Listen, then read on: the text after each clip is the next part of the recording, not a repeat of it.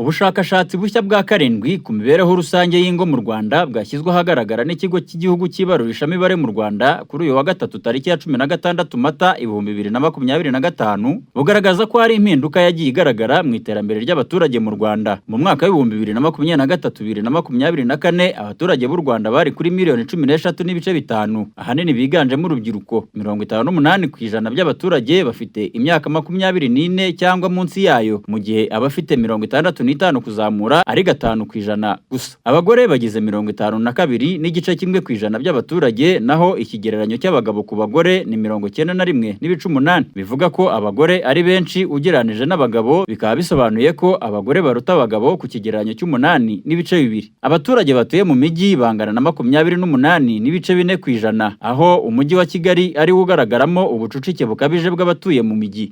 Ingano y'ingo ku mpuzandengo ni abantu 4.1, ariko ingo zo mu cyaro ndetse n'iziri mu byiciro bifite ubushobozi buke bwo gukoresha umutungo nizo zigira abaturage benshi kurusha izindi. 13.7% by'abaturage bose bimukiye ahandi mu myaka 5 ishize. Muri bo 1,770,070, ni ukuvuga 13.1% by'abaturage bose nabimukiye imbere mu gihugu, naho hafi 81,000 bingana na 0.6% by'abaturage bose nabimukiye mu mahanga. Abenshi muri bo bajya mu mujyi wa Kigali. Imibare kandi igaragaza ko 7.2% by'abana bafite imyaka 0 kugeza ku myaka 17 ari imfubyi, naho 0.5% by'abana bose ni imfubyi zabuze ababyeyi bombi. Hafi ya 2% by'abaturage bafite imyaka 5 kuzamura bafite ubumuga. Imibereho mu bijyanye n'ubuvuzi yateye imbere, aho igihe abaturage bamara bagera ku kigo nderabuzima kibegereye cyagabanutse kikagera ku minota 33 ku mpuzandengo.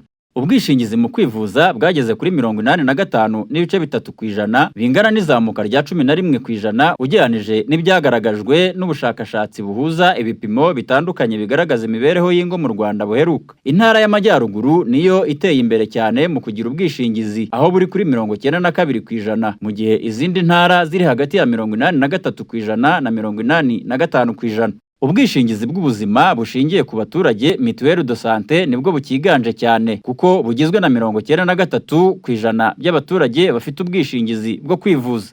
Abaturage bavuze ko bagize ikibazo cy'ubuzima mu byumweru 4 byabanjirije ubu bushakashatsi bangana na 27%, muri bo 71% bari barajyanywe kwa muganga, ugereranije na 57% byagaragajwe muri ubu bushakashatsi, ari nako bugaragaza iterambere mu kugera kuri serivisi z'ubuvuzi.